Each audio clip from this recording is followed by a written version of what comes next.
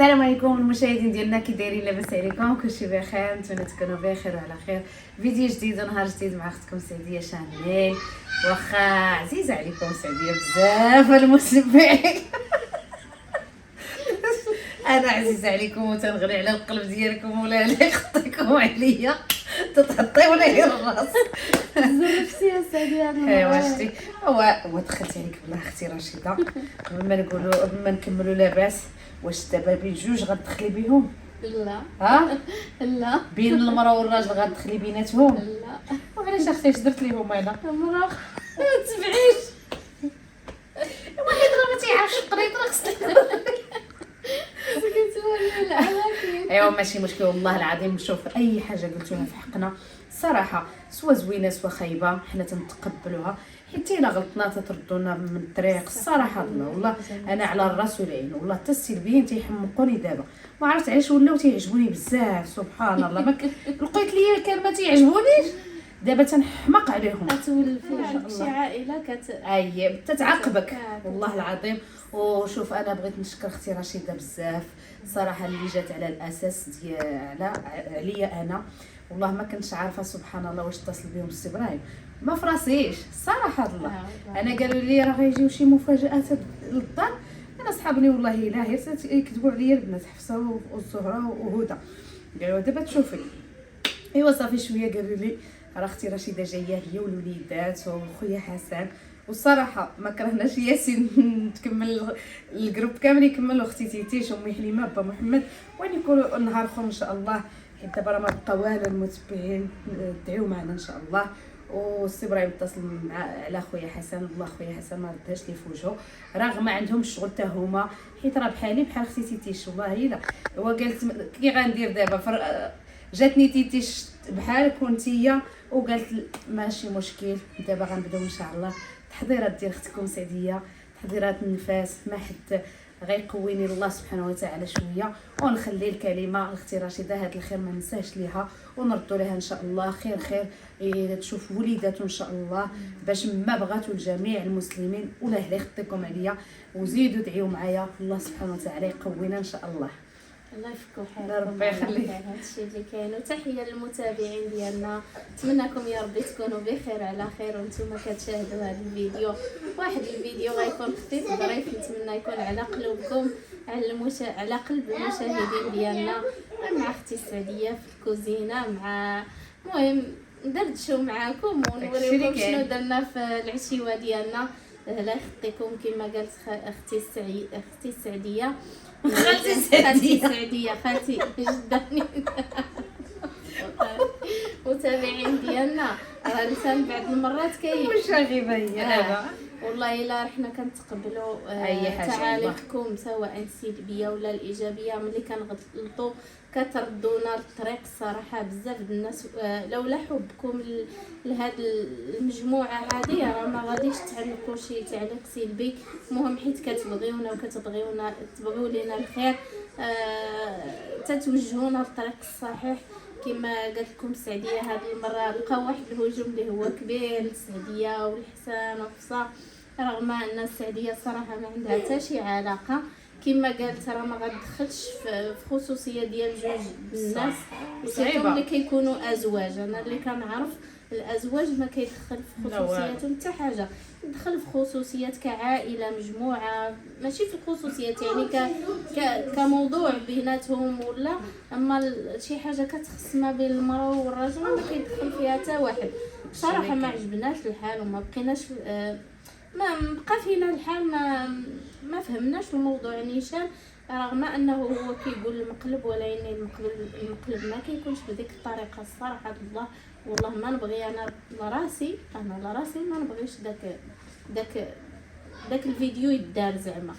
ايوا هادشي اللي كاين صافي اللي وقع الحسن واخا تنفهمو تنقولوا له هكا هو تيجيك من جهه واخا تقولي له راه ماشي خصها كيقول لك انا نويتها هكا. كل واحد وتفكيره والمتابعين كيفاش تيفكروا الحمد لله ماشي غيبيعوا. صراحه تحيه للمتابعين ديالنا كلهم اللي تواصلوا معنا واللي صراحه بقى فيهم الحال واللي احنا عارفين باللي حفصه كتبغيوها. يعني بدات معكم من البدايه من الصغر وطلعت معكم باقا صغيره وكتبغيو لها غير الخير، بحكم انها يتيمه ما كتبغيوش شي حاجه تضرها ولا يعني تجرحها لداخل.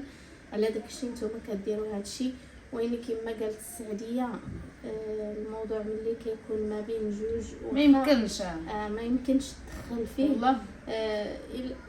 يعني كون كان هي ما راضياش راه من الاول غتقول له انا ستوب. ما داكشي اللي كاين صراحه الله حيت فاش قلتها ليها المتبعين انا راه تما شفتو لا فيديو راه درت فيه كلشي والله الا قال لي ماشي شغلك وراه قمعني كاع وعلاش ما تقلقش عليه. في وسط الفيديو والله الا راه كاين الا سمعوه راه كاين في شي فيديو قال لي داكشي تيهمني انا صافي سكت والله.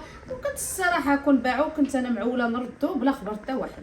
يلا واخا حنا كنا راه كلشي باغي يردو ولكن صافي اللي فات مات المتبعين الله يجعل القلب سميح. وهذا شوف ما حد الانسان عايش في الدنيا غيتعلم غيكون ماشي يتعلم وغيكون ذهب وغيكون يعني راه الانسان الحمد لله باقي بادي باقي داكشي اللي صغير كاين. يعني ما يبقاش الحال. انا بقى فيا الحال داك التصرف الصراحه. انا قلت له داك التصرف كون كان بغيتي ديرو بين مرتك يعني ما سيق لكم الخبر حتى واحد ما غيلومكم زعما هو انا ما تنخبعوا والو على المتابعين. لا كاينين شي حوايج الصراحه الله انا نقول لكم بكل صراحه المتابعين ماشي انا ماشي كلشي انا غادي نقولوا في السوشيال ميديا. بكل صراحه كاين شي حوايج ما يتقالوش، كاين شي خصوصيات اللي ما كيتقالوش. بغيت مثلا انا كنشوف انا امي مضروره وما عنديش مثلا حنا كنقولوا غير فريض ما عنديش بغيت نعاونها انا غنحتاج لي شي حوايج بلي خصني نبيع الذهب ولا نبيع دار ولا نبيع بلاد ولا نبيع ولكن الا ما كنتش مخصوصه راه صافي راه عندي باش الحمد لله. والله الا المتبعين كما قالت اختي رشيده انا دابا شخصيا الحمد لله ما عمرني جيت قلت لكم راه واني دابا غنولي نقول لكم عافاكم عاونوني انا متبعين حيت قالوا لي علاش شخصيه تبدلتي. لا سنين تبدل راه قالوا لي علاش اسعدي خصك تبقاي ما عرفتش كي كنت هاد لي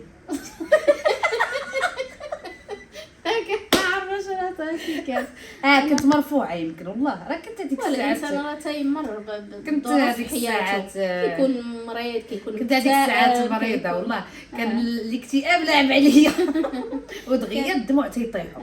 دابا لا والله وكتجي بعض الفترات كيكون عندك اكتئاب وانت ما حاساش به يعني كيكون غير من القنط ممكن تقنطي. لا دوزت انا من القنط دوزت المعاناه صعيبه الصراحه. دابا لا الحمد لله تقويت حيت الناس قالوا لي تبدلتي في شخصيتك تبدلتي بزاف تتقولي انا هذيك انا هي تنقولها عفويا ماشي زعما على شي حاجه والله العظيم. ويني غنحيدها نقول لكم نتوما المتبعين اخوتي المتبعين هذيك انا غنحيدها كونوا هانيين والله. شوف اخوتي كاع ما تديو مني كاين اللي كيهضر المتابعين بعفويه يعني ما كيحسش يقول مثلا انا ولا كيكون عفوي يعني قالها لي السي ابراهيم البارح قال لي دابا الناس ما عاشروكش سعديه كون عاشروك ويعرفوك كي دايره في الداخل. المشكل اللي في السعديه اختي السعديه المشكل اللي كان فيه نتمنى ما يتكررش هو انها كانت عندها واحد الثقه في الناس اللي هي كبيره. لا ما بقاتش فيها في الناس والله كانت دابا علاش كانت السعديه ممكن تلاقى مع واحد في الزنقه نجيبوه هنا عمرها ما عرفاته ممكن تجيبو يعني تحكي له الاسرار ديالو يعني بحال كتعرفوا من زمان. نتمنى داكشي ما يبقاش. انا واحد الحاجه اللي كنقول لها الحاجه اللي ما شتيهاش بعينيك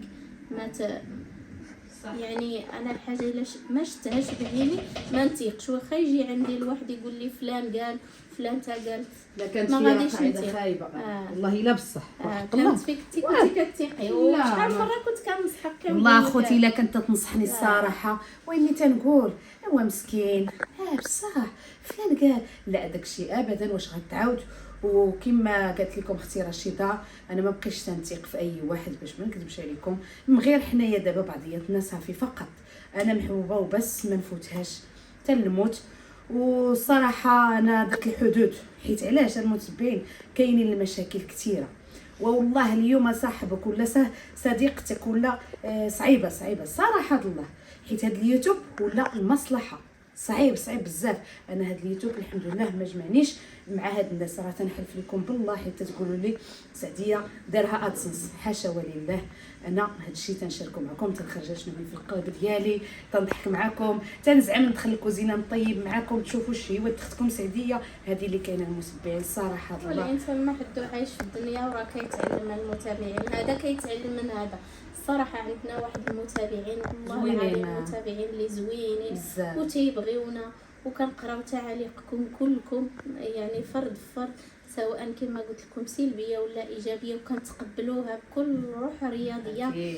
حاجه اللي كنشوفوا بانها راه غلطه كنعترفوها وكنعتذروا منكم وكنحاولوا ما امكن ما غاديش تتكرر. انا بعدا كنهضر على ذاتي ماشي على نفسي، كنحاول انها ما تتكررش. والحاجه اللي كنشوفوا انه يمكن كتبان لينا عادي كنحاولوا نخفوا منها. وهذه المهم حنايا عندنا واحد المتابع اللي كينصحنا نصيحه من قلبه حيت كيبغينا، وشكرا لكم والهلا يخطيكم.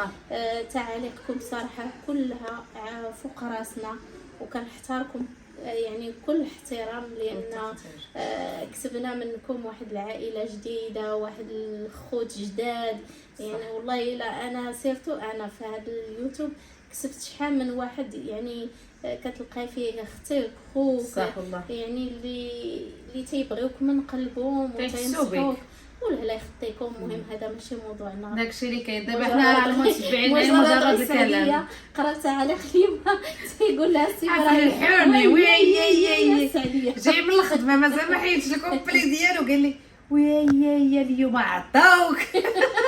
قلت لهم اش عطاوني؟ قال لي غير خلي داكشي. قلت لي صافي ما بقاش تيبقى فيا الحال، غير تينصحوا لي. قال لا انا عارفه وهما عارفين. ما بغاش يقول لا ولا لا يخطيكم علينا والله. شوف المتبعين انا تنعتذر منكم الا شفتوا مني شي حاجه والله، وربي يسهل عليكم وربي ينوركم. وديما سعديه اكيد كما تتعرفوها زعما النهار الاول حتى دابا هي كان الصراحه دوزت المعاناه الحمد لله، واني ربي شافاني ربي عافاني اللهم لك الحمد. حيت علاش الله سبحانه وتعالى تيشوف هاد الوليدات، تيشوف بزاف د الحوايج. خاصني نوقف مراه يعني حديديه ونوقف مع الوليداتي الله يخليهم ليا ولا هلا يخطي عليا حتى العريسات امي حليمه، حيت هما نقدوني في شي حوايج راه مهمين. راه النهار اللي تعرفت عليهم ما عمر غيتنسى ليا. هذيك الساعات اللي جاو عندي راه مرفوعه اختكم، راه واخا تنضحك واخا راه كنت دوزت زعما شي حوايج وين الله سبحانه وتعالى كاين الحمد لله. وعندهم واحد الدور كبير، لا الدراري لا العريسات حنا راه تنبقاو خوت الحمد لله. ومهما سمحت في كل شيء وهزت راسها وجات باش توجد معايا تحضيرات النفاس راه ماشي سهله خوتي الله ماشي سهله. والله ما كنت عواله نجي ولا كانت عندي في البال كاع. انا كنت صراحه كنت كنخرج بيت النعاس ديالي وهكا. المهم بغيت نخمل داري وهذيك مسكينه صافي عيط السي ابراهيم الا دخلتكم دابا المتابعين درت معكم الكاميرا ودخلتكم لذاك الفوقي غادي تهربوا خويت الماريو كله ماشي مشكل كله حطيته في الصاله وكنطوي زعما باش ترجعي باش نقاد داكشي. خليت داكشي هكاك والحمد لله السفلي الحمد لله خملته وجمعت. كنقول قبل ما يجي ان شاء الله رمضان نكون الدنيا نقيه وكيتسنى تحضيرات سعديه وديال تيتيش ان شاء الله. خصنا نكونوا مجندين معاهم صراحه الله. والله ما تيهمنا داكشي اللي يفكهم غير على خير وبخير. داكشي اللي كاين غادي كلشي غيوجد كلشي غيتحضر كلشي غيكون باذن الله. صافي قلت لكم ملي عيط السي ابراهيم الحسن قال له ضروري تجي وتجيب الوليدات وتجيب رشيده راه بغيناها تعاون السعديه صراحه في التحضيرات ديال الاسبوع. اللي التحضيرات اللي كان فيهم ليكم ما غنقول لكمش انا في غير داكشي اللي كان فهم فيه انا اللي معايا مسكينه هذا اللي غنتقدى اللي غنهدا صح صراحه باش نتهنى من هذاك الشيء. حيت انا باش نرتاح باش نعطي واحد البوز لراسي ان شاء الله نحيد كلشي نشد واحد السيمانه قبل سيدنا رمضان باش يكون عندي واحد النفس. حيت راه ما بقى لي والو المصبين والله. الا وصل رمضان الانسان ما يبقاش عنده الجهد ما يبقاش يقدر يوفق ما بين التحضيرات ديال الولاده وديال رمضان لان صعيبه عليها. راه يد وحده ما كتصفقش. راه تما خصكم تشجعوني انا بوحدي وجدي كلشي قبل رمضان الحويجات اللي غيخصوك انت ولا غيخص تاع المتبعين القرايبيه مساكنه ولا غيخص ضيافك ولا غيخص كلشي اللي كاين والله. وتهناي وداك الساعه صومي رمضان ديالك الا قديتي بخير وعلى خير وديري شهوات لوليداتك حتى يجي الاجل ديال الولاده ان شاء الله. والله الا ربي يسهل عليكم وربي ينوركم فيما تفكرونا وفيما هذا دعيو معنا، حيت الله سبحانه وتعالى يوقف مع اي محرومه ويوقف معنا يفكنا على خير والله العظيم. حيت هذاك البلوكه الخطره صعيبه تما دابا اختكم الا دخلت تما ما عرفت خصني ندخل الكاميرا. شوف هذا اللي كتشوف عويناتو تنسى وجيعاتو ولا لا حاش. وكنا كنعقلوا على داك الالام وداك الوجع وداك راه ما عمرنا غنعاودوا نقولوا نولدوا ولكن الله سبحانه لا وتعالى وين في هذه الحماله انا في هذه الحماله الصراحه رشيده في النهار اللي عرفت حامله ما نكذبش بحال الا هزيتيني المتبعين وخا الله سبحانه وتعالى فرحني باش على اساس هذه هي اللي عطاتني واحد القوه كثيره الصراحه الله. وصافي تنقول لهم لا ما يمكنش مشيت للطبيب والطبيب حمقته وحق ربي المتبعين الا حمقته ولا يقول لي مسكين صافي يجي وقت اللي بغيتي اسعدي ماشي مشكل وحق الله العظيم. وتا هو الله يخلي ليه وليداته الصراحه لا اصدقاء كاملين السي ابراهيم لا الطبيب لا اي واحد واقف معايا في هذيك 4 شهور اللي دوزت المحنه الله يوقف معاهم. انا عمر نسى لهم خيرهم وكاينين صحاباتي كاملين من الطقطقه السلام عليكم حتى هما. المهم الحمد لله والله خوتي لا سعديه مرضيه دميمتها حيت لقيت الناس كلشي في جنبي كلشي. وتحياتي لاختي سهام من هنا حتى فرنسا، تحياتي الناس الريف قالت لي والله ما كرهت نجي نوقف لك حدا راسك في الكلينيك يعني تصور الحب الناس باش قالوا لك نقطعوا البيه ونجيو نحضروا لك حتى تولدي ما تفكري في حتى حاجه. يعني كاين الحب الناس الحمد لله ولا اللي خدت عليا ميمتي خواتاتي كاين الحمد لله اللي تيفكر لك حتى اللي ما فكرش ليا والله ما عندي مشكل. انا هذوك بلا ما يجيو كاع المهم هذوك اللي ما بارك ليا ما فرحش ليا هذاك ستوب ماشي تنتفك عاد يجي سمحت ليه في الدنيا وفي الاخره والله العظيم صديقه جاتكم جود لا حيت هما عارفين انا ما تنهضرش على البراني ولا شي حاجه حيت كاينين العائلات الله يهديهم. شحال من واحد ما فرحش ليا شحال من واحد ما اتصلش بيا حيت ماشي سهله باش يفرح لك انسان. الناس بكاو نهار اللي حطيت انا عندي بنوته اش غنقول لك ما شاء الله. والرجال عيطوا لي وحق الله العظيم الا تحياتي لهم الرجال عيالات كلشي عيط لي اتصل لي تيقول لي السلام عليكم تنسمع الراجل تنحشم تيقول لي غير بغيت ربي يفرحك وربي يكمل عليك وحق الله العظيم.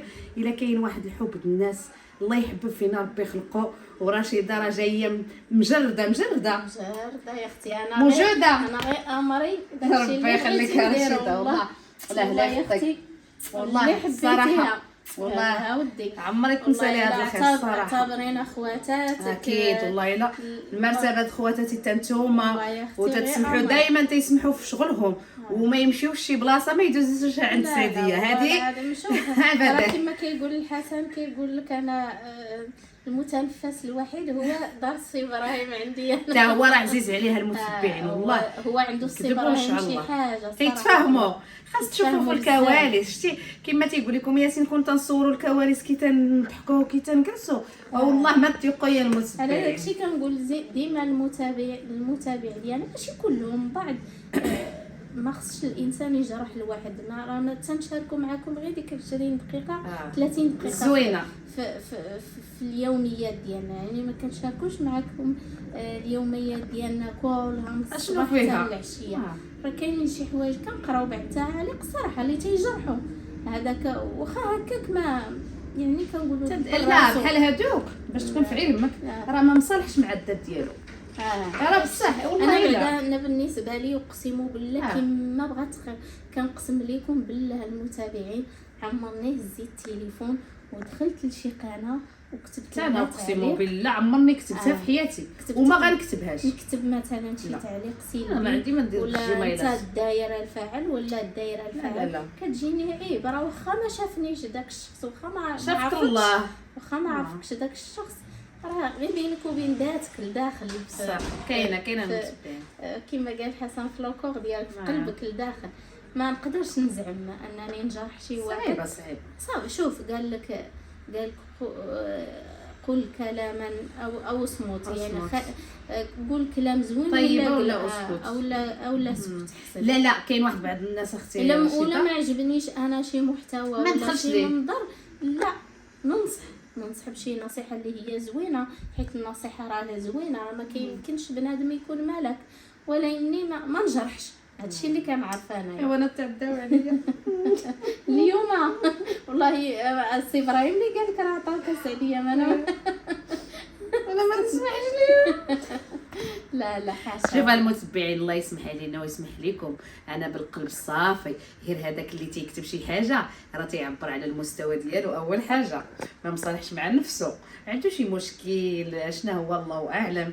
انا والله العظيم حيت الحمد لله راجلين ما تنعمموش، لا المتبعين عندنا زوينين، حنا غير تنهضروا على الناس بعض اختي عليق كيقول لك ما خصش يكون هكا، هادشي هادوك تينصحونا، هادشي حشومه، وحنا ما كنعملوش الصراحه. الله كاين واحد تيعايرنيش بالالفاظ اللي هي ما زويناش الصراحه، ولكن ماشي مشكل. اي والله يعفو علينا. وجدوا التحضيرات لاختكم سعديه شانيه، شنو في نظركم شنو غنوجدوا؟ اي صافي سعديه راه ما بقى والو، ايامات قليله يا بزاف والو يا ما تكطير. سبحان الله، العمر غادي والله العظيم غير دار. وين الحمد لله، اللهم لك الحمد.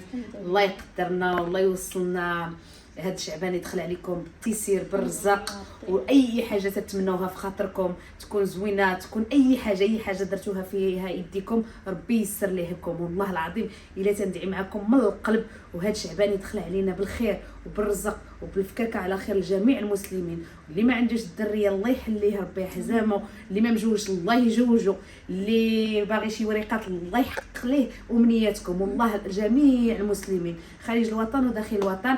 ودابا ان شاء الله نوضوا تشوفوا شنو وجدنا، حيت العريسه حفصه مشات، الزهره خلات بلاصتها، هدى والله الا خلاو بلايصهم الصراحه الله. واني الحمد لله انا واختي رشيده دابا غنتجردوا انا والسعديه متابعه باركه. التويميات بقاو دابا في الكوزينه، وانتم غادي ان شاء الله. حنا وجدنا العشاء ديالنا المتبعين دغيا تبارك الله. ها انتم وجدنا الحريره ديالنا على حقها وطريقها، شوف تبارك الله ما شاء الله. شوف الحريره انتم عارفين ما شاء الله تتحمق. صافي نوجدوا العشاء ديالنا ونتعشاو باش غدا نفيقوا. المتبعين ديالي غنخرجوا ان شاء الله ونمشيو نقضيو الاغراض، اي حاجه درناها غنشاركوها معكم، والله ما نحيدوا حتى حاجه. نتوما عارفين خصكم سعديه، والناس اللي قالوا لي اختي سعديه عافاك حتى لينا النمره ديال مولاي احمد غنحطها لكم على الراس والعين، ما عنديش مشكل، وربي يسر لكم كاملين. طريقه العسل اللي قلتوا لي راه كاينه في الفيديو، يلا حطيتوما كامل حتى اسبوع. العسل على حقو طريقو خوتي، الا ما كانش غنعاود نشاركوا اي حاجه على الراس والعين. والله الا طلع العسل للمتابعين. انا شفت الفيديو، انا صراحه من النوع اللي ما عمرني جربت العسل في الدار، يعني نديرو في الدار بكل صراحه تنديروه، لان ما كنتيقش. شحال مره كنشوف كديروا شي وحده كيبس لها، والله العظيم ملي شفتو ودقتو لا في الشكل ديالو، يعني في الشكل ديالو ولا في المذاق، فيه واحد البنه، فيه واحد البنه رائعه. انا شفت المخادير الصراحه. شوف يعطيك الصحه. وفيه واحد البنه بحال حيت هاد البنه باش الا تتعطي الشباكيه كتجيك هذيك البنه سبحان الله. حيت راه الزعفران الحر ماشي ساهل، مسكه الحره باديانه سهله، العواد القرفه غير كلشي تطبخو وديروه. ويني راه كلشي المهم بعض الناس عيطوني ما شاء الله راه جربوه. لا انا على حساب المتابعين تنبصم لكم العسل صدق 100% غزال ما شاء الله، لا في اللون ولا في المذاق ولا في كل شيء. هذا الطرف هذاك الحامض هاي لا شوف هذا خليته فيه باش يبقى فيه. والله شو العسل انا راه تنديرو تبارك الله من نهار تزوجت، يعني انا ما كنتش تنعكز ما شاء الله. والشباكيه تنديرها بيدي، راه كيما تنقول لكم تنديرها ونعسلها وندير في البطاط في الكونجيلاتور. راه رشيد اول مره فجات لقاتها عندي وحق الله العظيم عندها الصراحه الشباكيه. انا تيعجبني ندير كلشي بيدي الصراحه الله. راه الا قدرت والله تنشاركها معكم. قلت لي هذا العام خصني نشم ريحه الشباكيه في الدار. ايوا هادشي اللي كاين يا اغلى المتبعين ولا اللي خدتكم علينا. دابا هنا غنصاوبوا لي بط الوليدات سباغيتي، ودرنا هاي العشاء خفيف صراحه حيت ما بغاتش كاع تخليني رشيده ندير حتى حاجه. والله خوتي الا ما تغدينا حتى منو حتى العصر. 5 ونص. فات العصر. 5 ونص. ما تغديناش بكري صراحه، باقيين شبعانين. سي ابراهيم طلب الحريره من السعديه والدراري الصغار طلبوا لي بات. ها نتوما ها شنو هانتوما ياك سباكيتي. باش تعرفوا حنا راه حادقين. هذا غير الزعتر غنديرو لهم. دابا خص يزيدونا في الصدق ياك. ها يزيدونا في الصدق لا ايوا واقيلا. اش المتبعين دابا السي ابراهيم واش نحكموا عليه شنو؟ ها نقولوا لي المتبعين اش غنديروا، واش نحكموا عليه بشي؟ انا بغينا بغيو يزيدونا في الصدقه السعديه، بغينا غير الرضا ديالهم والتعامل والهنا. الا كان غير الرضا والتعامل بيناتها والتفاهم. اما الصداق شوف الفلوس كتمشي وتجي وكل شيء كيمشي ويجي المتابعين، كيبقى غير داك التعامل. يا ما ناس شفناهم كانوا متعاشرين ما بين ليله ونهار واحد فيهم تيفقد الاخر والله العظيم. هو مشى ولا هي مشات صافي، ما كيبقى غير داك المحنه اللي بيناتهم وديك الموده اللي بيناتهم. صافي هذا ما كان المتابعين. انا بعدا الفلوس ما دايرهاش في قلبي، والله ما دايرها في قلبي. والله العظيم هي تتخدي بها الاغراض وبس صافي. اما الانسان باش يدير الفلوس في قلبه راه ما. ايوا هادشي اللي كاين المتبعين ديالي. انا وجدت الشباكيه ديالي ها نتوما شو وجدنا الطميرات ديالنا صافي. هنا غنقول لكم ان شاء الله تسناو التحضيرات ديال نفاس اختكم سعديه شانيل. نزيدوا شجعوني ان شاء الله وعطيوني القوه، عطيوني قول يا ربي تفكك يا ربي يا المرضيه هكاك المتبعين. ما بقاش تعطيوني راسي. عاونوا محتاجه التشجيعات ديالكم سعديه في هذه الفتره. في هذه الفتره خليوهم تفك. هذيك الساعه تيعطيوني العصا ماشي مشكل. معليش ديك الساعه المتابعين انا مسامحاكم هذيك الساعات ماشي مشكل المتبعين. ديك الساعه نتقبل اي حاجه. صافي راه شوف عاونوني هي لهاد الفتره باش نحس بيكم، نحس تبارك الله. راه اكيد عندي الناس العزاز اللي خطيكم علينا، راه بفضل الله سبحانه وتعالى، بفضل محبوبه تيفي اللي وصلتني والعريسات اللي خطيهم علينا، راه تيديروا واحد المجهودات ماشي ساهلين المتبعين. راه هادشي التصوير ماشي ساهل باش تبارك الله يصوروا مع هاد القناه مع هذا راه والله ما سهله باش تمونطيو باش راه الله يرزقهم الصبر. انا بعدا راه تنرفع عليهم الشابو باش ما نكذبش عليكم. وهنا غنقول لكم تهلاو في راسكم. ها معكم لاله رشيده. راه حاجه ما سهله في هذه الدنيا. راه الخبز الا بغيتي تاكلو خصك صعيب. خصك طيبو وتمضغو وتسرطو يعني بسهوله. ما بقى غير طرب الخبز الانسان راه كيتقاتل. والله يسهل عليك وربي يفرحك في وليداتك. ضربتي الطروقان وكلشي علينا. ان شاء الله تسناو الفيديوهات الزوينين مع اختي رشيده بما يجي الجروب عاوتاني. اخوتي يا شعيبيه يلا تهلاو في راسكم.